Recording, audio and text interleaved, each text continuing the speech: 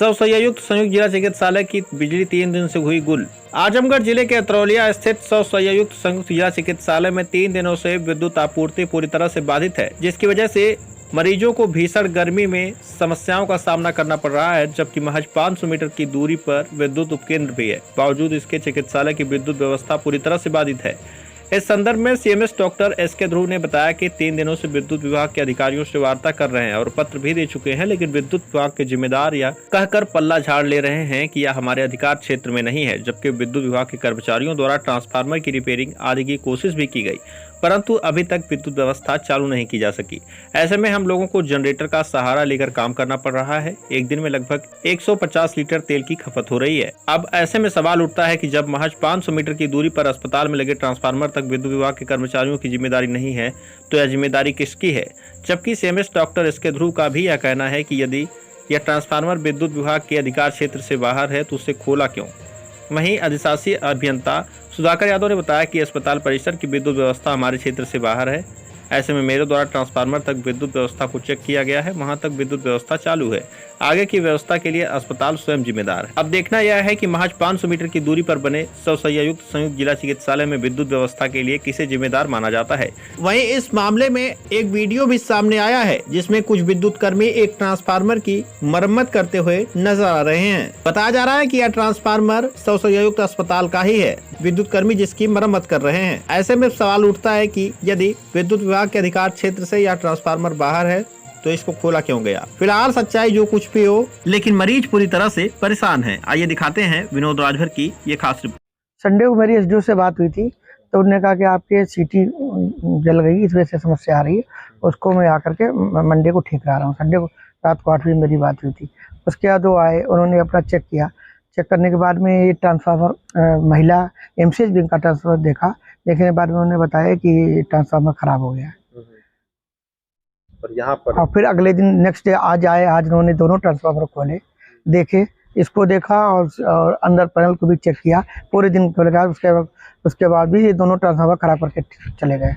बोले तो मतलब ये क्या कह रहे हैं, अभी फिलहाल में क्या स्थिति बन रही है? वो कह रहे हैं कि मेरे अधिकार क्षेत्र में नहीं आता, ट्रांसफार्मर मेंटेनेंस का मेरा काम नहीं है। अच्छा, वो नहीं बनाने के लिए कह रहे हैं। हाँ, तो आपने पूछा नहीं कि क्यों नहीं आपकी जिम्मेदारी? नहीं, वो कह रहे हैं वो आपके अधिकार क्षेत्र में है, हमारे नहीं है। तो उन्होंने एक पत्र भी दिया था, वो आपके अधिकार क्षेत्र में आता है। अगर उनके अधिकार क्षेत्र में ये नहीं आता है तो उन्होंने इस ट्रांसफार्मर को खोला या आपने उन्हें रोका नहीं खोलने से?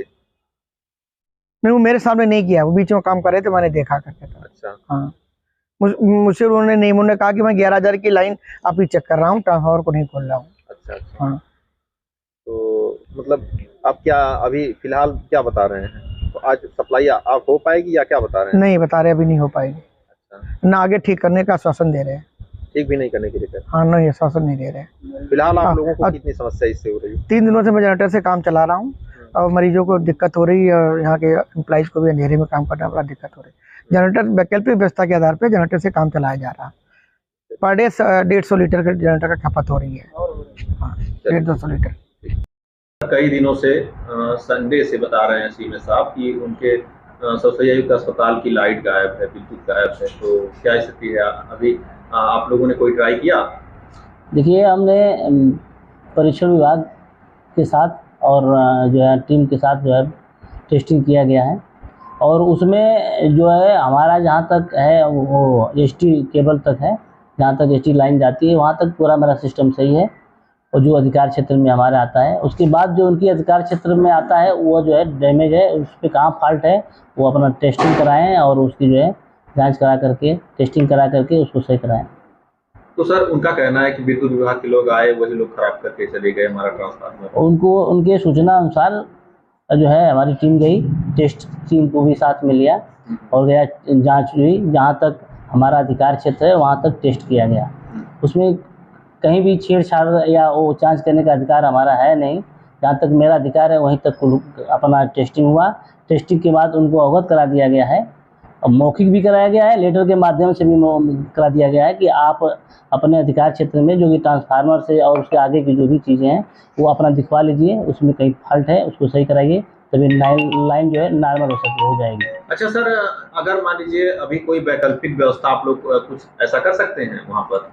नहीं, हमारे पास जैसे जो पब्लिक सेक्टर से पब्लिक सर्वेंट सभी लोग हैं, तो पब्लिक को काफ़ी समस्या हो रही है। अगर कुछ वैकल्पिक व्यवस्था हो पाए तो बढ़िया है। नहीं, विभाग के पास उतने लोड का जो है, लोड के लिए वैकल्पिक कोई व्यवस्था नहीं है ना, तो इसलिए इसमें विभाग अभी कुछ कर नहीं पाएगा। विद्युत विभाग कोई मदद नहीं नहीं, उतने लोड का कोई व्यवस्था नहीं है।